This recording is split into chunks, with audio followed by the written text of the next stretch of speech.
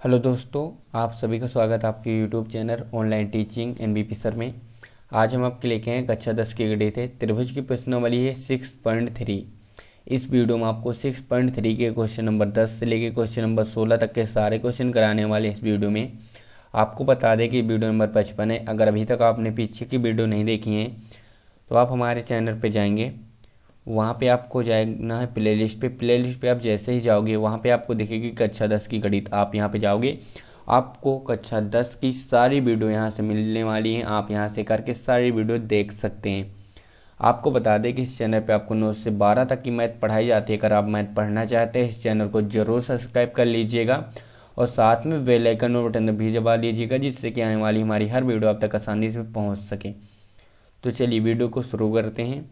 तो देखिए पहला क्वेश्चन है, कह रहा प्रश्न 10 CD और GH क्रमशः ABC और EFG के ऐसे समद्विभाजक हैं कि बिंदु D और H क्रमशः त्रिभुज ABC और त्रिभुज FEG की भुजा AB और FE पर स्थित हैं। यदि ABC समरूप हो किसके, FEG तो दर्शाइए। ये हमें दर्शाना है। तो इसमें दो त्रिभुज हैं, एक त्रिभुज के बारे में बताया गया ABC है, दूसरा क्या है EFG।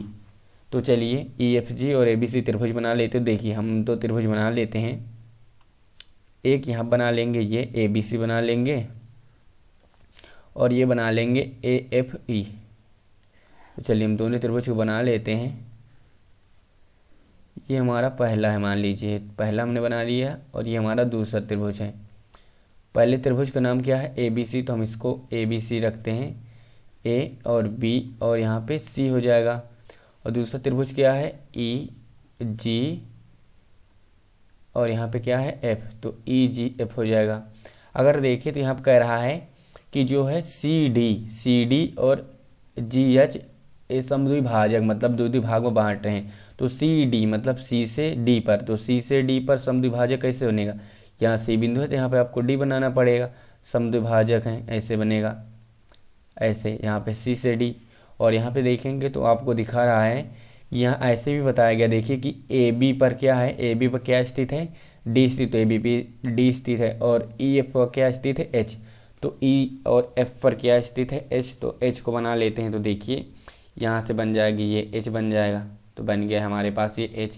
अगर इसको ही हम समद्विभाजक करेंगे तो कुछ इस प्रकार यहाँ पे वही बनेगा।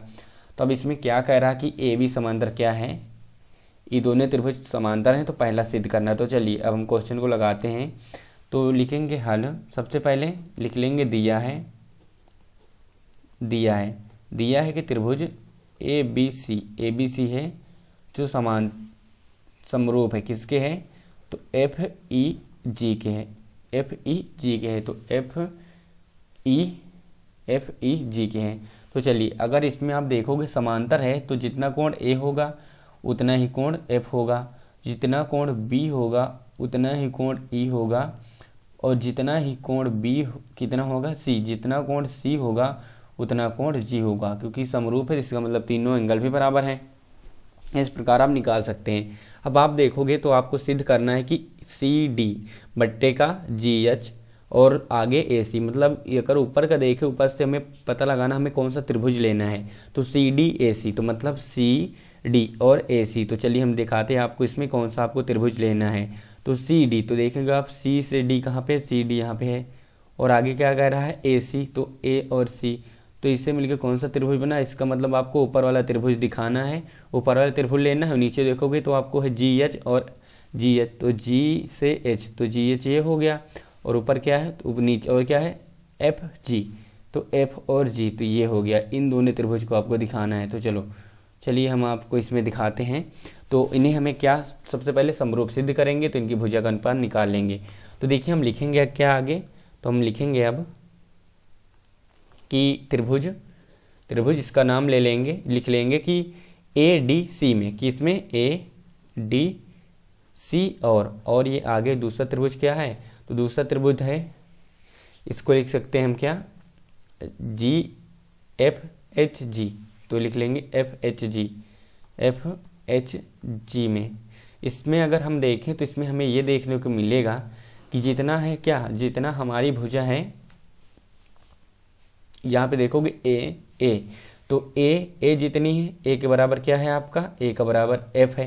तो ये यहाँ पे हमने लिख रखा है, क्योंकि यहाँ पे आप देखोगे तो ए बराबर एफ है, तो इसका मतलब हमने लिखा है ए बराबर एफ है। एफ को एंगल है कौन सा, एफ एंगल।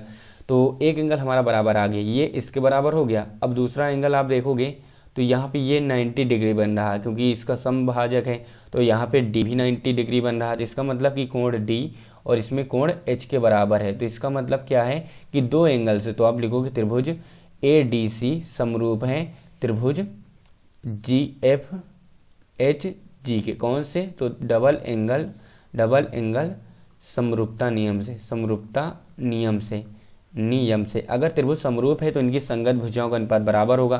तो जैसे क्या होगा ए डी, तो उसकी उधर की भुजा हम दोनों लेंगे, आगे की क्या, एफ एच हो गया। इसी प्रकार अगर हम इसको लेंगे अब एक भुजा छोड़ के डी सी, तो इधर भुजा लेंगे एच जी, अगर हम इसको लास्ट भुजा लें ए सी, और इस साइड ले लेंगे फिर क्या, एफ जी।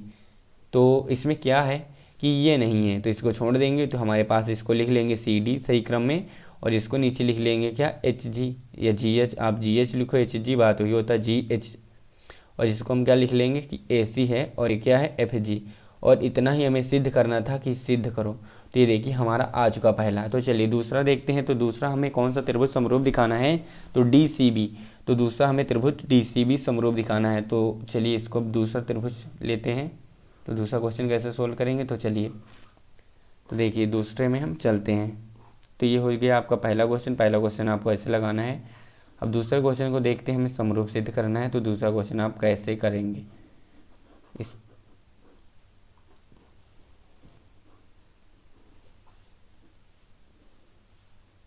तो देखेंगे हम दूसरा क्वेश्चन में हमें त्रिभुज कौन कौन से लेने हैं। तो दूसरा त्रिभुज देखते हैं। तो देखिए दूसरे क्वेश्चन में लेना हमें त्रिभुज डी सी बी। तो इसमें डायरेक्ट ही लिखेंगे डी सी बी और त्रिभुज एच जी ई में। तो इसमें अगर हम देखें तो चलिए पहले इसमें हम देख लेते हैं कहाँ पे है ये। तो देखेंगे कि डी सी बी, तो क्या डी सी बी, तो डी सी और बी, मतलब कि अब की ये जो नीचे वाला त्रिभुज है डी सी बी, ये त्रिभुज लेना है डी सी बी, और इस साइड क्या लेना है, एच जी ई।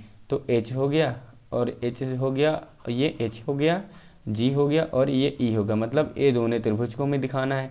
इसमें भी यही होगा कि कोण ये हम बराबर दिखा सकते हैं, कोण ए बराबर क्या होगा, कोण ई, क्योंकि हमने ऊपर लिख रखा है कोण ए बराबर के कोण क्या होगा, कोण ए। यहाँ पे देखोगे आप एफ ई जी था, यहाँ पे एफ ई जी रहेगा, यहाँ पे उल्टा थोड़ा है एफ ई जी, नहीं तो आप इसका अर्धक भी दिखा सकते हैं। यहाँ पे एफ ई जी, क्योंकि इस हिसाब से होगा समरूप जैसे है। तो अगर ये समरूप है, क्योंकि यहाँ पे दिया है देखिए एफ ई जी समरूप है ए बी सी की, तो ए बराबर होगा एफ, बी बराबर होगा ई और सी बराबर होगा जी।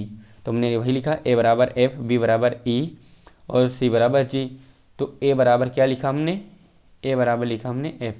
ठीक है, अगर हम यहाँ से देखें इस त्रिभुज में अगर हमें समरूप करना है तो इसमें हम ये देखेंगे कि कोण कोण एफ एच के क्या है बराबर, तो लिखेंगे कोण डी बराबर के कोण एच, दोनों क्या है समकोण है, आप लिख सकते हैं, चूंकि रैखिक रेखा पे इसलिए समकोण बनेंगे। और दूसरा कोण आप देखोगे कि अगर हम सी का आधा करें उधर एच का भी आधा कर रहे हैं तो बराबर होगा ना, क्योंकि यहाँ पे देखिए आधा कर रहे हैं ये कोण, तो सी और बराबर एक होगा। तो सी का आधा, कोण सी का आधा बराबर कोण एच का आधा। तो ये दो एंगल से, मतलब एंगल से त्रिभुज क्या हो जाएंगे, समरूप। तो लिख लेंगे कि त्रिभुज डी सी बी समरूप है त्रिभुज एच जी ई, और कौन से नियम से है, तो एंगल समरूपता नियम से। तो चलिए इसके दूसरे क्वेश्चन हो गए, तो इसके तीसरे क्वेश्चन पे चलते हैं। तो देखिए तीसरा क्वेश्चन आप कैसे लगाओगे। तो चलिए अब तीसरे क्वेश्चन पे बात कर लेते हैं कि तीसरा क्वेश्चन आप कैसे लगाओगे।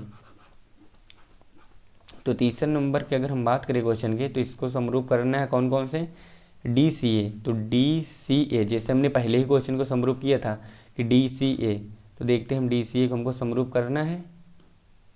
तो डी सी ए को समरूप करते, तो देखिए इसको पहले हम जोड़ लेंगे।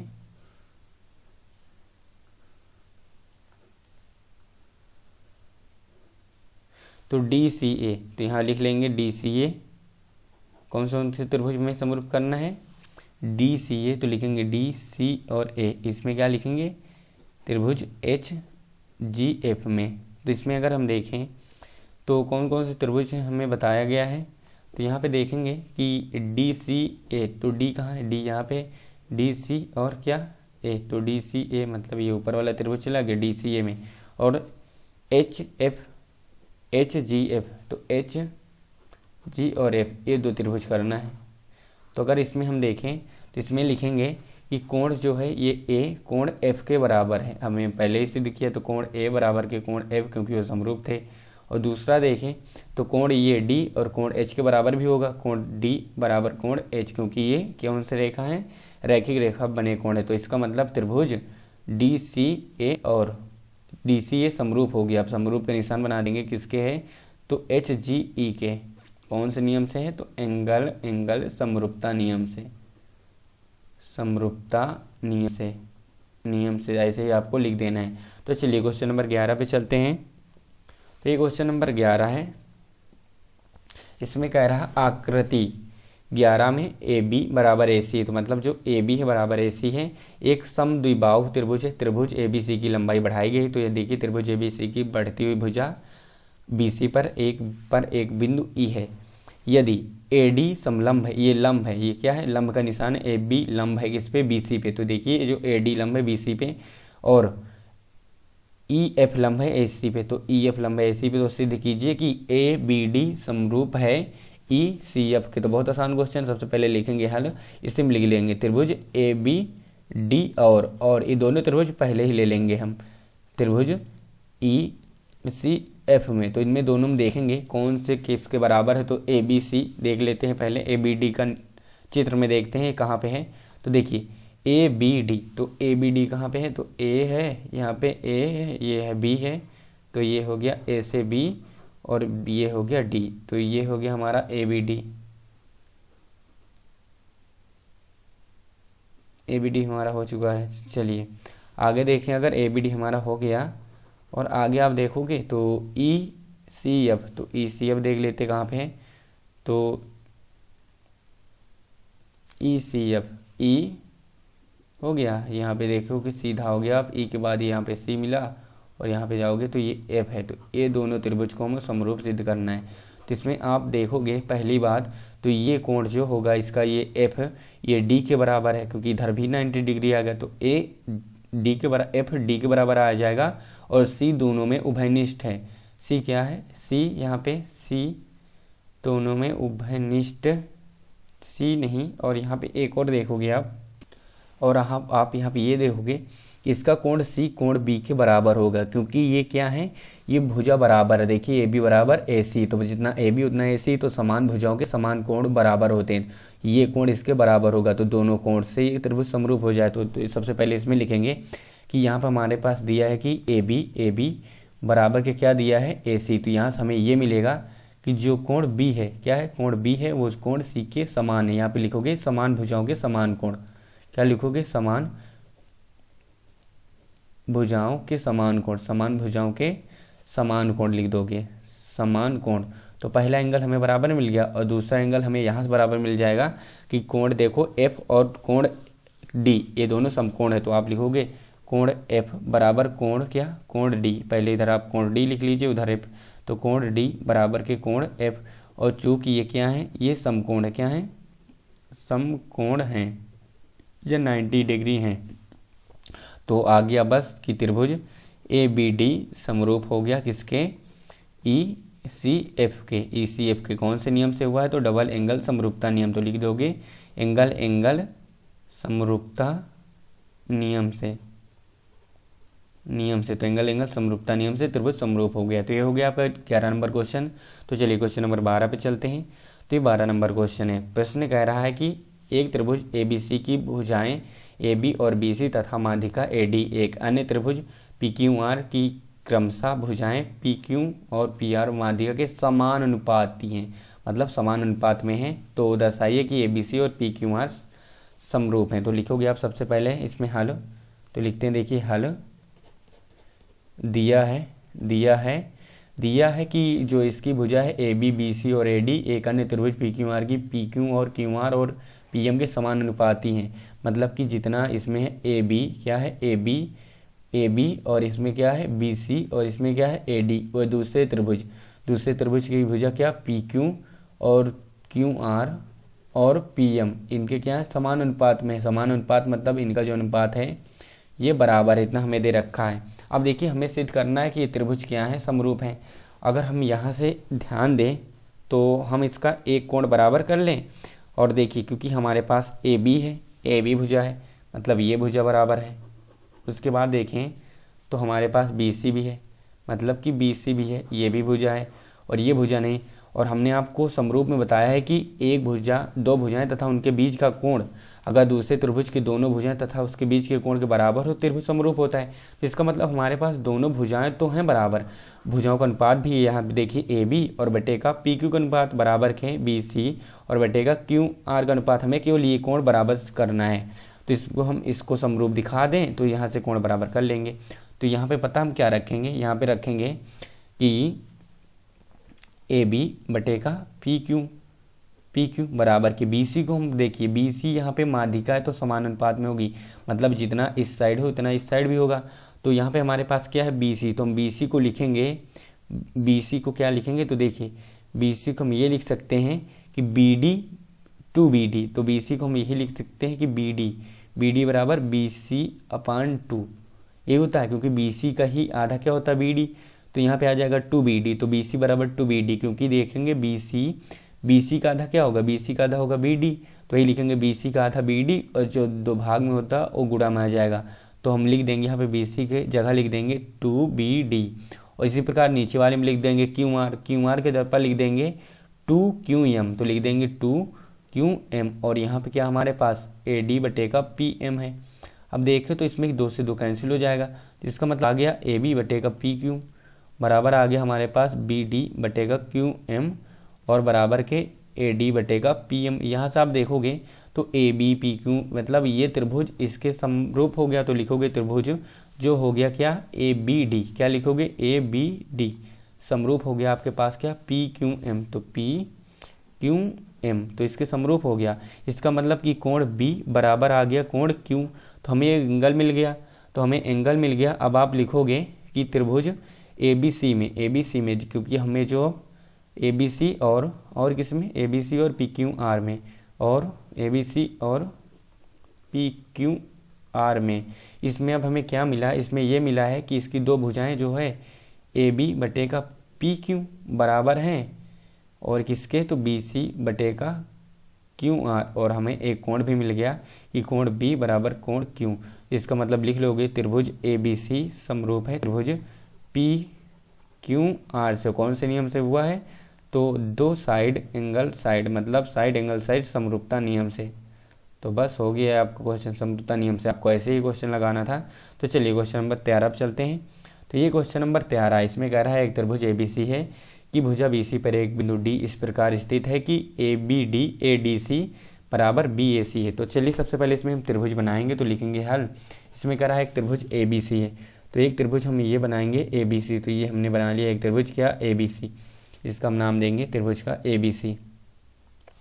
तो हमारे पास जो त्रिभुज बन गया ये है ए बी सी। इसमें कह रहा है कि इसको हम नाम देंगे ए, इसको नाम देंगे बी, इसको नाम देंगे सी।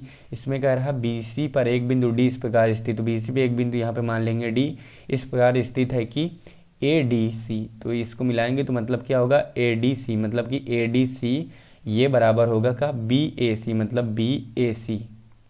तो बी ए और बी ए सी मतलब ए डी सी, तो ए डी सी बराबर क्या होगा बी ए सी, मतलब बी ए और सी मतलब ये दोनों कोण क्या होंगे बराबर होंगे। तो हमें कह रहा है कि हमें करना है कि सी ए, तो देखिए हमें इतना सिद्ध करना है, इसके पहले आपको समरूप त्रिभुज सिद्ध करना होगा, फिर उनकी संगत भुजों का अनुपात लेके हम गुणा करा देंगे।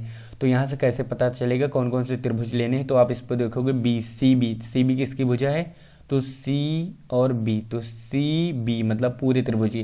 तो आप लिखोगे त्रिभुज ए बी सी और किसमें, और दूसरा त्रिभुज यहाँ से पता लगेगा सी डी, तो सी और डी, सी डी मतलब ये त्रिभुज बना ये, तो ए डी सी में ए डी ए और डी सी में। अगर इसमें आप देखो कौन कौन से त्रिभुज, एक बड़े वाले त्रिभुज और छोटे वाले त्रिभुज में, मतलब कि आपने लिया है ये एक त्रिभुज आपके पास है, इसको समरूप सिद्ध करना है किस त्रिभुज से, तो बड़े वाले त्रिभुज से। तो बड़े वाले त्रिभुज से इस त्रिभुज को क्या करना है, समरूप सिद्ध करना है। तो चलिए इसको कैसे सिद्ध करेंगे तो देखेंगे। सबसे पहले आप यही देखोगे इसमें, इस क्वेश्चन में, कि जो ये कोण दिया है कि ए डी सी मतलब कि ए डी सी मतलब ये कोण बराबर होगा किसके, बी ए सी। तो बी ए सी मतलब इस कोण के बराबर होगा। तो इसका मतलब ये जो छोटे वाले का आपके पास है ए डी सी इधर इस साइड जो बन रहा है ए डी सी, यहाँ पे इस साइड ये इस कोण से बराबर, मतलब पहले बड़े वाले त्रिभुज से। तो आप लिखोगे यहीं पे कि कोण ए डी सी बराबर है, कोण किसके, ए डी सी बराबर है बी ए सी के। हमारे पास एक एंगल बराबर आ गया और दूसरा एंगल हम यहाँ से निकाल लेंगे बराबर। देखिए एक एंगल हमारे पास बराबर आ गया और दूसरा एंगल आप देखोगे दोनों बार सी उभयनिष्ठ, क्योंकि बड़ा भी लोगे सी आएगा, छोटा भी लोगे सी आएगा। तो कोण लिखोगे सी बराबर कोण सी और इसको लिख दोगे चूंकि क्या है, उभयनिष्ठ है। तो उभयनिष्ठ है तो कोण उभयनिष्ठ से लिखना त्रिभुज का नाम। जैसे यहाँ पे लिखोगे इसमें कौन किसके बराबर आया उसी हिसाब से लिखोगे। हमने यहाँ पे हमारे पास जो ए आया था वो डी के बराबर आया था, तो इसमें अगर हम त्रिभुज ए लिखेंगे और यहाँ पे इसको पहले हम डी लिखेंगे, फिर यहाँ पे देखो सी सी के बराबर है तो आप यहाँ पे सी लिख सकते हो, तो यहाँ पे भी सी लिख सकते हो। और आप अब देखोगे क्या बचा है, तो ए सी हो गया, ए सी मतलब कि ए सी हो गया, तो इसमें क्या होगा, डी होगा। ए सी डी एक में कर दीजिए, एक में डी सी है आपके पास, तो ए सी हुआ तो क्या आ जाएगा, इसमें बी आ जाएगा, तो ए सी बी बन गया। इसको देखोगे डी सी मतलब कि डी सी तो ए पे चलेगा होगा डी सी। अगर अब इसकी संगत भुजक अनुपात निकालोगे तो अगर पहले में ए सी आएगा, इस साइड भी क्या आएगा, डी सी आएगा, तो डी सी निकालोगे। अगर इसको हम लेंगे क्या, सी बी मतलब लास्ट के अंगे सी बी, तो इसको लास्ट के लोगे क्या आप, लास्ट को इसको ले लोगे अब ए सी, क्या लोगे ए सी, क्योंकि सी ए सी होता, तिरिया गुणा कराओगे तो ए सी का होल, इस ए सी के स्क्वायर बराबर के सी बी इंटू का सी डी, ये आ जाएगा। इतना ही हमें सिद्ध करना था, इसको आप गुणा करा लोगे। सबसे पहले आप क्या करोगे, समरूप करोगे, इनकी संगत भुजक अनुपात निकाल लोगे, तिरिया गुणा करा लोगे। तो चलिए क्वेश्चन नंबर 14 पे चलते हैं। तो क्वेश्चन नंबर 14 इसमें कह रहा है एक त्रिभुज ए बी सी की भुजाएं ए बी और ए सी तथा माध्यिका ए डी एक अन्य त्रिभुज पी क्यू आर की माध्यिका पी एम के समान अनुपात में, तो दर्शाइए A B C P Q R के समरूप हैं। तो पिछले ही त्रिभुज, ये पीछे जो हमने क्वेश्चन करा है उसी प्रकार का है। तो लिखेंगे सबसे पहले हल, इसमें चित्र नहीं दिया, तो चित्र आप बनाओगे सबसे पहले। तो चलिए चित्र बना लेते हैं। दो त्रिभुज हैं, एक ए बी सी है, तो ऐसे ही बनाएंगे जैसे पीछे थे। तो ए बी सी ये मान लेते हैं ए बी सी, यहाँ पे ए, यहाँ पे बी और यहाँ पे सी, ये होगी हमारा ए बी सी। और यहाँ पे एक बना लेते हैं क्या, पी क्यू आर, तो इसको बना लेंगे हम पी क्यू आर। तो पी क्यू और आर यहाँ पे हो गया। और कह रहा है एक ए बी सी की माध्यिका क्या है, ए डी, इसको ए डी नाम देंगे, इसको एम देंगे। इसमें जो कह रहा है कि ए बी और ए सी और ए डी एक अन्य त्रिभुज पी क्यू आर की माध्यिका के समान अनुपात में, तो दर्शाइए ए बी सी, जो मतलब कि ए बी सी समरूप क्या है, पी क्यू आर। तो इसमें हमें वैसे ही करना है, कुछ नहीं करना, सेम टू सेम पीछे का ही क्वेश्चन है। तो इसमें लिख लेते हैं हल दिया है, तो इसमें दो बार हल हो गया, तो हल दिया है। आगे क्या लिखेंगे कि इसके जो समान अनुपात में, मतलब ए बी ए सी और ए डी, तो लिखेंगे ए बी ए सी और ए डी समान अनुपात में, किस त्रिभुज के समान अनुपात में है, तो पी क्यू, यहाँ पे लिखेंगे पी, नीचे पी क्यू और इसके नीचे क्या है, इधर आ जाएगा पी और आर और इसके नीचे क्या आ जाएगा, पी एम, इसके समान अनुपात में है। अगर और आप देखोगे तो हमें सिद्ध करना है कि ए बी समरूप है पी क्यू आर।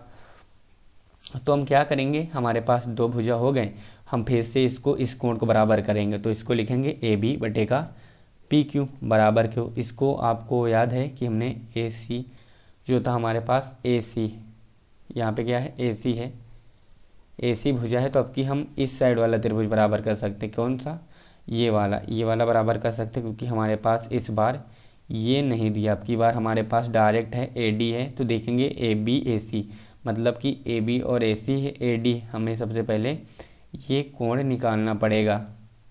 तो देखिए ए बी और इसको ए डी लिख लेंगे, तो ए डी बटे का पी एम। यहाँ से आपको क्या पता लगेगा कि ए बी ए डी मतलब कि ए बी और ए डी मतलब ये त्रिभुज जो है इसमें पी क्यू और पी एम, तो पी क्यू और पी एम इसके समरूप है। तो यहाँ पे क्यू कोण बी बराबर कोण क्यू आ जाएगा। तो कोण बी बराबर कोण क्यू हमारे पास आ जाएगा। तो हमारे पास अब देखिए यहाँ पे दो भुजाएं हो गई और कोण भी होगा। अब लिखेंगे त्रिभुज ए बी सी और पी क्यू आर में, और किसमें, और पी क्यू आर में। इसमें आप देखोगे तो हमें पास दो भुजाएं हैं, क्या है, ए बी बटे का पी क्यू है, क्या है, पी क्यू है। और हमारे पास एक है, क्या है कि ए सी, क्या है, ए सी बटे का क्या है, तो ए सी बटे का पी आर है। और हमारे पास एक कोण आ गया कि कोण बी बराबर कोण क्यू। तो यहाँ से आ गया कि त्रिभुज क्या हो गए, त्रिभुज ए बी सी और त्रिभुज पी क्यू आर समरूप हो गए। और कौन से नियम से बने हैं, तो साइड एंगल साइड समरूपता नियम से, समरूपता नियम से आप लिख लेंगे। तो ये हो गया हमारा क्वेश्चन नंबर 14। तो चलिए क्वेश्चन नंबर 15 पे चलते हैं। तो ये क्वेश्चन नंबर 15 है। इसमें कह रहा है लंबाई 6 सेंटीमीटर वाले एक ऊर्ध्वाधर खंभा। तो लिख लेंगे हल, लंबाई 6 सेंटीमीटर का एक ऊर्ध्वाधर खंभा है तो बना लेंगे। और इसकी लंबाई यहाँ से यहाँ तक कितनी रख देंगे, तो यहाँ से यहाँ तक जो इसकी लंबाई होगी 6 मीटर होगी। आगे क्वेश्चन पढ़ेंगे कि भूमि पर छाया 4 मीटर, मतलब इसकी जो यहाँ पे मान लीजिए अगर कोई सूर्य निकला है, यहाँ पे इसकी भूमि पर जो छाया जा रही है वो 4 मीटर, कितने मीटर है, 4 मीटर, यहाँ पे 4 मीटर है। और आगे कह रहा उसी समय एक मीनार की छाया की लंबाई 28 सेंटीमीटर है, मतलब इसी समय, समय यही है। और मीनार की छाया की जो लंबाई है, मतलब ये जो मीनार की छाया है, ये मीनार है, इसकी मीनार की छाया की लंबाई 28 मीटर है। तो पूछा मीनार की ऊंचाई ज्ञात कीजिए। तो इसको नाम देंगे ए बी सी, इसको नाम देंगे पी क्यू आर। तो आपको पता है जब एक ही समय होगा तो इनके उन्नयन कोण बराबर होंगे, और इसका ये जो होगा ये 90 डिग्री होगा। तो इसका मतलब त्रिभुज आ जाएंगे कि ए बी सी समरूप होगा पी क्यू आर। अगर समरूप है इनकी संगत भुजाओं का अनुपात बराबर होगा, जितना ए बी होगा, क्या, जितना ए बी होगा उतना ही क्या होगा, बटे में पी क्यू होगा। और जितना होगा बी सी उतने ही बटे में क्या होगा, क्यू आर होगा। तो मान रख देते हो। तो देखिए ए बी का मान 6 है, पी क्यू का मान 4 है, और हमारे पास पी क्यू का मान यहाँ पे ये नहीं है और इसका मान 28 है। इसको काटेंगे तो यहाँ पे 4 सते 28 और ये 7 से गुणा हो जाएगा, 7 छंग 42 बराबर के पी क्यू।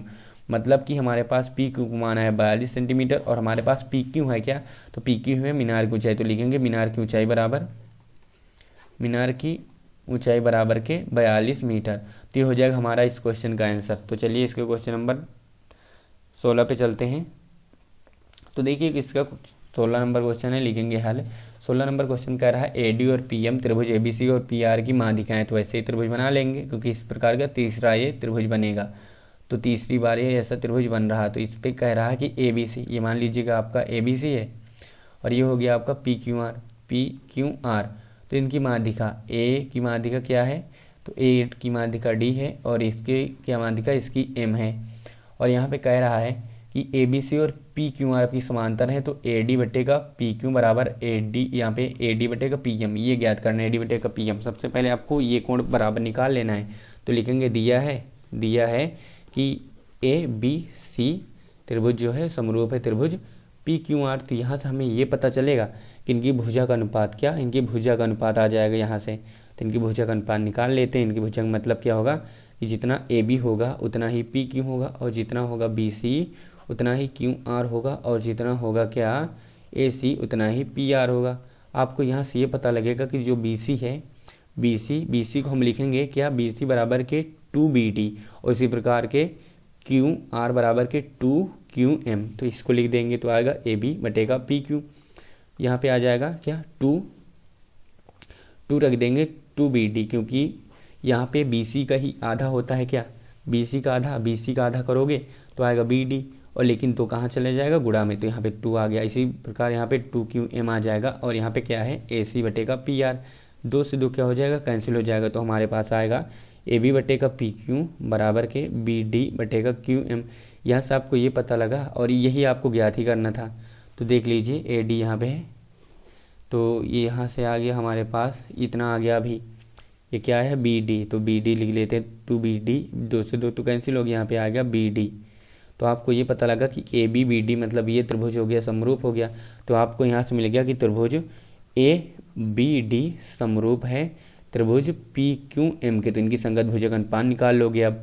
तो जितना AB होगा, क्या होगा, जितना AB इधर निकाल लोगे, जितना AB होगा उसके बटे में आ जाएगा आपका PQ।